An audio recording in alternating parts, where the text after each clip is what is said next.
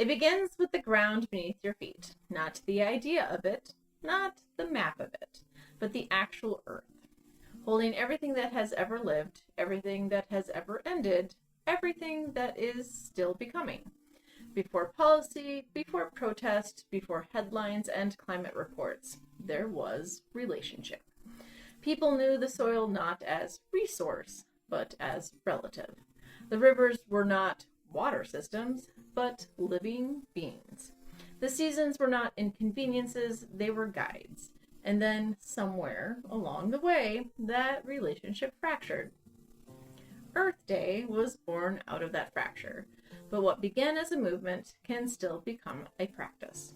Today, we explore the history of Earth Day, where it came from, why it matters, and how caring for the earth can move beyond awareness into something deeper, a form of sacred activism, a lived, daily relationship with the world that sustains us. Welcome, witches, pagans, heathens, spiritualists, and anyone interested in living sustainably. This is Old Ways, New Days, where the old ways meet the good dirt. I'm Kayla.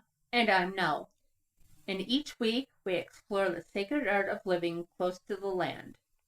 From compost to covens, chickens to charms, we're reclaiming self-sufficiency, seasonal living, and ancestral wisdom. Whether you're stirring your cauldron or your soup pot, this is a space for wild-hearted folk walking the homesteading path with intention, magic, and muddy boots.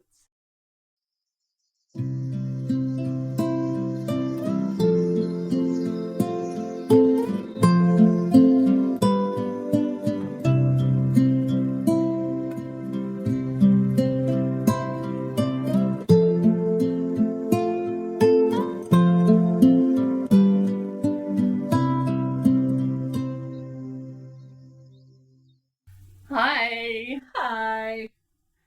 I know. We were really bad and we missed a week. We are so sorry, listeners, but I hope you're still with us. Yeah. Busy. I mean, beyond just the fact that it's springtime and the weather's turning nice and we can start getting into the garden, we both have a million things on our plates. I'm packing and painting and cleaning and getting ready to move. And I mean, I'm not doing the painting, but my house is being painted. And I'm getting ready for my trip out east to New Jersey. So if anyone's in New Jersey and wants to meet me, Kayla, I'd be game to meet a fellow listener. I know we have a couple listeners in New Jersey. Mm-hmm. We do. We got a designated podcast cat. Yes. My senior kitty, Zelda, is happily purring away. And the other cats are trying to get in the door, which is shut. The office door is shut.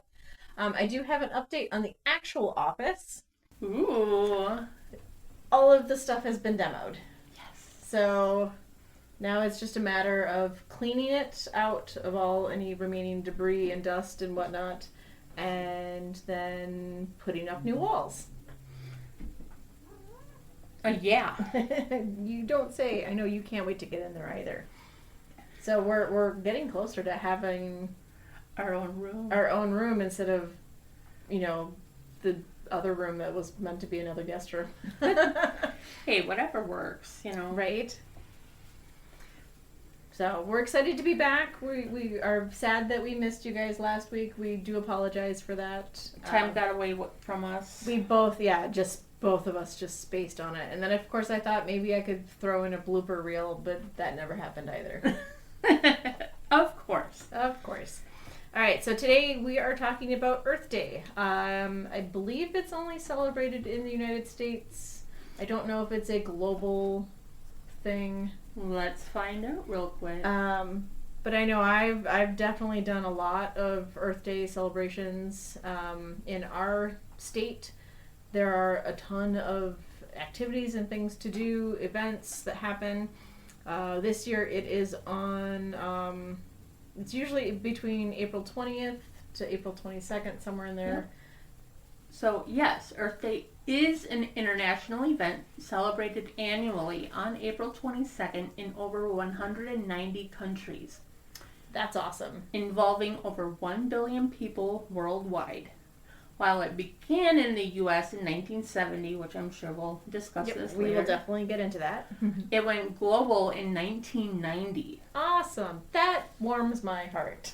and is now recognized as the largest secular observance dedicated to environmental protection. Sweet. Because if we don't have the environment, we can't live.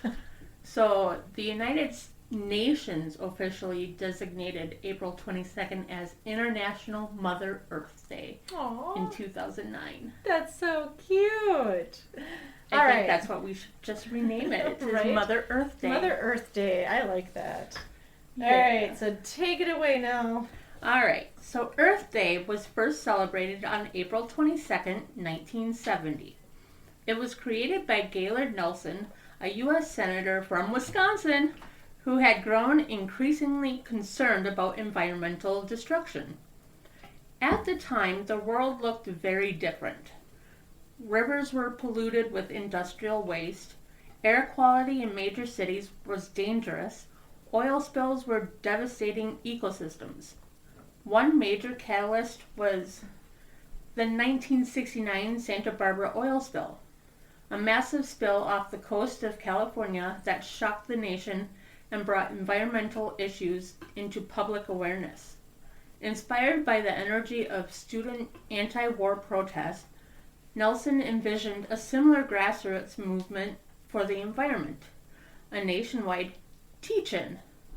On that first Earth Day, an estimated 20 million Americans took to the streets, parks, and campuses.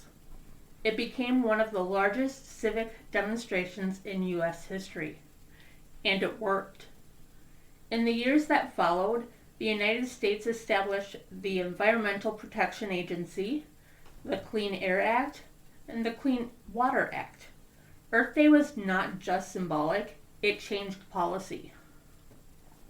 So, at its core, Earth Day was created out of urgency, a recognition that the systems supporting life were being pushed beyond their limits.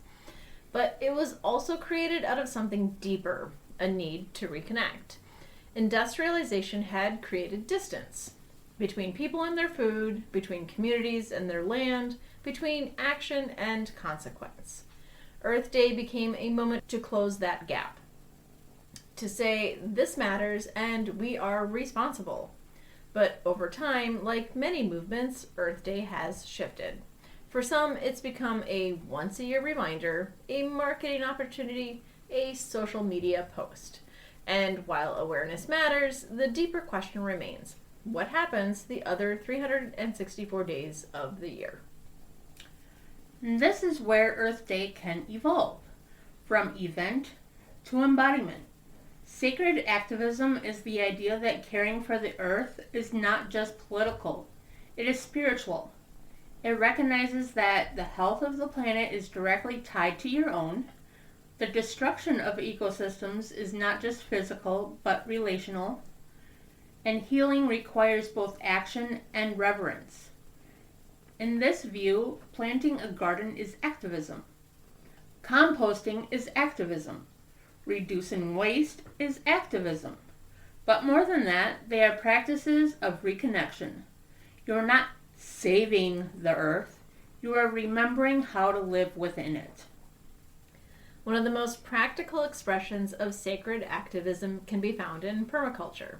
Permaculture is built on 3 core ethics. 1. Earth care, taking responsibility for the health of soil, water, and ecosystems. 2. People care, ensuring that human needs are met in ways that are sustainable and just. And 3. Fair share, redistributing surplus and limiting consumption so that resources are not depleted. These are not abstract ideas, they are daily choices. They ask, how do I use what I have? How much do I actually need? What impact does my lifestyle have on the world around me? Permaculture doesn't demand perfection, it asks for awareness and intention. So if there is one place to begin, it is the soil. Healthy soil is not just dirt. It is a living system. Microorganisms, fungi, organic matter, and water retention. And yet, globally, soil is being depleted at an alarming rate.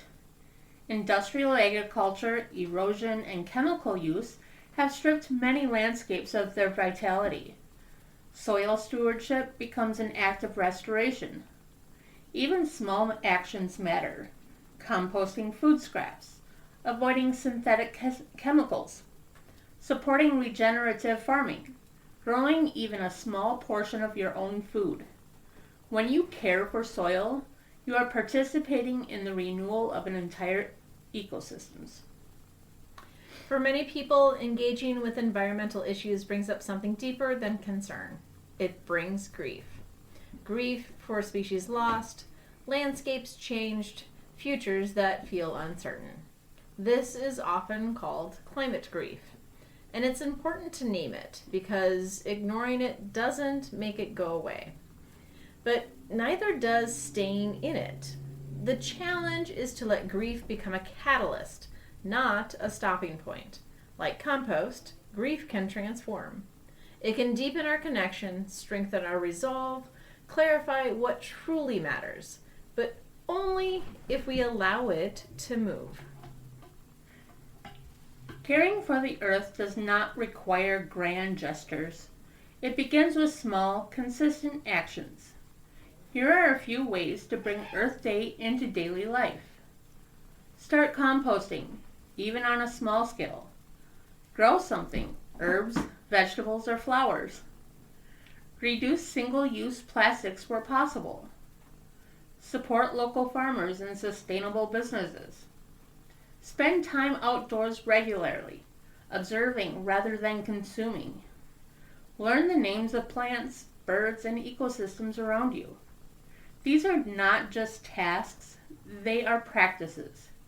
Each one strengthens your relationship with the world around you.